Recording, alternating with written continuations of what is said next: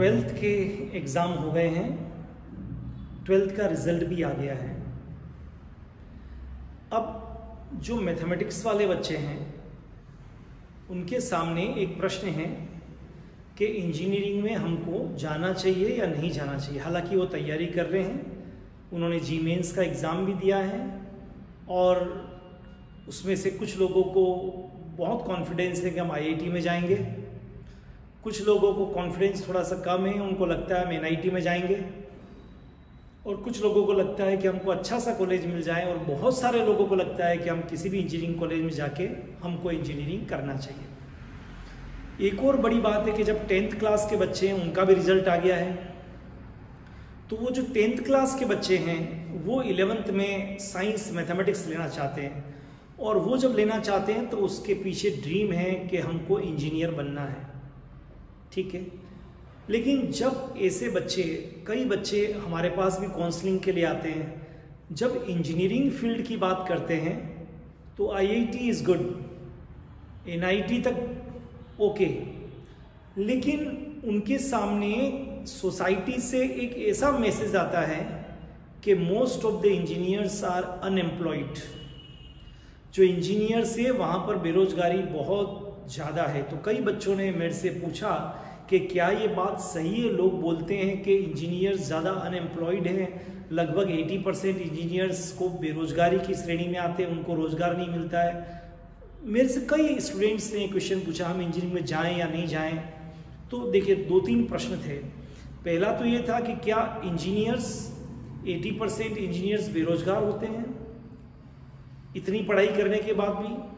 दूसरा प्रश्न ये था कि हमको इंजीनियरिंग में जाना चाहिए या नहीं जाना चाहिए। तो मैं पहले दूसरे प्रश्न का जवाब देता हूं कि इंजीनियरिंग में जाना चाहिए आपको। ये उस प्रश्न का आंसर, लेकिन इसके ठीक अपोजिट में उसका आंसर भी आपको देना चाहूंगा जो आपने पूछा कि क्या 80% इंजीनियर अनएम्प्लॉयड हैं। बिल्कुल, इस हिंदुस्तान के 80% इंजीनियर बेरोजगार हैं। मैं उन सब इंजीनियर्स को भी बेरोजगारों की श्रेणी में रखता हूं जिन्होंने इंजीनियरिंग करने के बाद में कोई किराने की दुकान खोल ली है, या इंजीनियरिंग करने के बाद में किसी शॉप पे काम कर रहे हैं, या इंजीनियरिंग करने के बाद में कोई अपना दूसरा काम कर रहे हैं और 5-10 हज़ार रुपये महीने कमा रहे हैं बड़ी मुश्किल से, या अकाउंट का काम कर रहे हैं या कोई दूसरा काम कर रहे हैं। तो मैं ऐसे सबको मैं बेरोजगारों की श्रेणी में ही रखूंगा। तो ये बात बिल्कुल सही है। अब द प्रॉब्लम इज दिस, ये इंजीनियर्स बेरोजगार क्यों हैं, इसको आपको समझना पड़ेगा।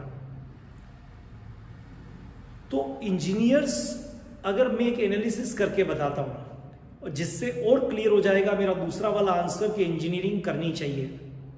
अब होता क्या है, देखिए आईआईटी इज गुड, जो वहां चला गया अच्छी बात है, पर सब नहीं जा सकते क्योंकि हिंदुस्तान में आईआईटी की सीट 12-13 हज़ार है, 14 हज़ार के करीब अब मान लीजिए नई आईआईटी होने के बाद में।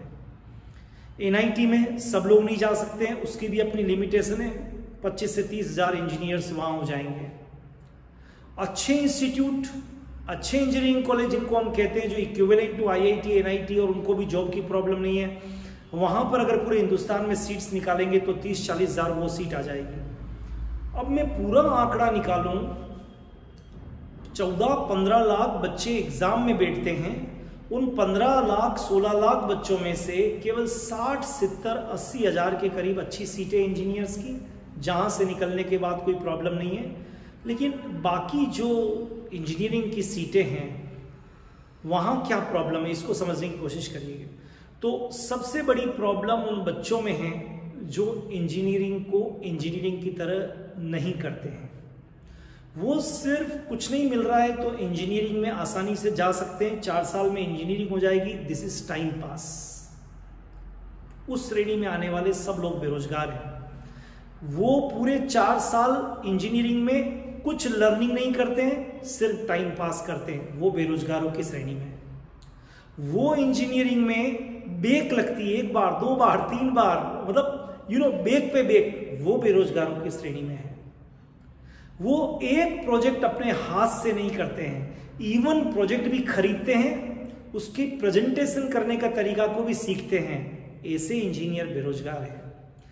एक समर ट्रेनिंग अच्छी नहीं करते हैं, कहीं ना कहीं से सर्टिफिकेट लाके कॉलेज में जमा कराने की कोशिश करते हैं। एक भी ऐसे जो बेरोजगारों की श्रेणी में आते हैं बच्चे बहुत कम मिलते हैं जो 2-3 महीने की जो इंटर्नशिप या जो भी कहीं समर ट्रेनिंग करते हैं वो 12-12, 16-16, 18-18 घंटे करने के लिए तैयार होते हैं। कहीं घर के पास मिल जाए, कहीं अंकल कोई कहीं लगवा दे, एक सर्टिफिकेट मिल जाए, काम इज ओवर। ऐसा ही उनका पूरा परिवार करता है। वो बेरोजगारों की श्रेणी में है। बिल्कुल भी उनमें स्किल नहीं होती है। और सबसे इंपॉर्टेंट चीज मैं कई बार बोलता हूं कि बोलने वाले का तो मिट्टी भी बिक जाती है, नहीं बोलेगा तो उसका सोना भी घर पे पड़ा रहता है। ये बात बिल्कुल सच्ची है। अपने कम्युनिकेशन पे बिल्कुल काम नहीं करते हैं वो बेरोजगारों की श्रेणी में। अपने आप को अंग्रेजी जो ग्लोबली एक्सेप्टेड आजकल लैंग्वेज है बिल्कुल उस पर काम नहीं करते हैं। ढंग से अंग्रेजी में एग्जाम तो थोड़ो निकलने के बाद में ढंग से अंग्रेजी में कम्युनिकेट भी किसी के साथ नहीं कर सकते। इनफैक्ट छोड़ो अंग्रेजी में, हिंदी में भी प्रेजेंटेशन प्रॉपर नहीं कर सकते। ऐसे सब बच्चे बेरोजगारों की श्रेणी में हैं। तो आई थिंक आप सब लोगों को समझ में आया होगा कि इंजीनियर्स कौन बेरोजगार है। ये सब काम अब आप सोच लो, अगर आप ये सब काम करना चाहते हो तो इंजीनियरिंग मत करो। लेकिन इससे हटकर अपोजिट करना चाहते हो, जो मैं अपने नेक्स्ट वीडियो में बताने वाला हूं कि अच्छे इंजीनियर कैसे बने, तो आप इंजीनियरिंग जरूर करो। फिर वो इंजीनियरिंग चाहे आपके शहर का छोटा सा कॉलेज हो, और चाहे वो फिर IIT हो, चाहे वो NIT हो, चाहे वो बड़े से बड़ा बेंगलोर, पूना, अहमदाबाद, चेन्नई, दिल्ली के बड़े बड़े कॉलेज हो, कोई फर्क नहीं पड़ता।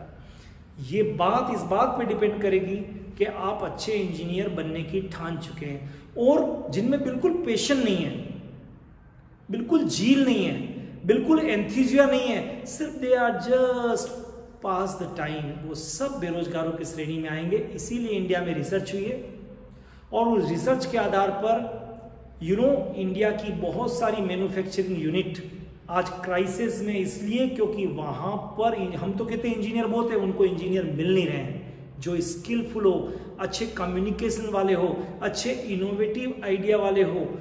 ऐसे इंजीनियर नहीं मिल रहे हैं। जर्मनी से हायर कर रहे हैं। इंजीनियरिंग में जर्मनी के जो इंजीनियर्स होते हैं वर्ल्ड में बेस्ट होते हैं, और उनको न जाने कितने यूरो में और डॉलर्स में वो पेमेंट कर रहे हैं, जो इंडिया में वो बहुत कम रेट पर भी उनको बहुत मिल जाए, और हमारे यहाँ भी बेरोजगारी खत्म हो जाए।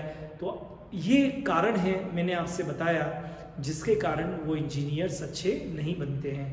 तो क्यों इंजीनियर बेरोजगार है, इसका आंसर तो वैसे मेरे इन सब बातों में ही आपको मिल जाएगा, लेकिन सही है। इंजीनियर्स आज गाड़ी भी चला रहे हैं, इंजीनियर्स रेस्टोरेंट भी चला रहे हैं, मेन इंजीनियरिंग का काम तो भूलते जा रहे हैं। ये भी एक कारण है उनके बेरोजगारी का, सबसे बड़ा कारण है। तो वो रोजगार किसी और चीज में ढूंढ रहे हैं, उन्होंने इंजीनियरिंग की उसमें नहीं ढूंढ रहे हैं। तो ट्राई टू अंडरस्टैंड, इंजीनियर्स अगर आपको बनना है तो बड़े पेशेंट के साथ इंजीनियर बनना है मुझे। तो नेक्स्ट वीडियो में फिर मिलते हैं कि अच्छे इंजीनियर कैसे बने। तो मेरे 2 जवाब में रिपीट कर देता हूँ। इंजीनियर बेरोजगार है, लेकिन कौन से वाले इंजीनियर बेरोजगार है, जो मैंने आपको बताए। बाकी इंजीनियर बेरोजगार नहीं है।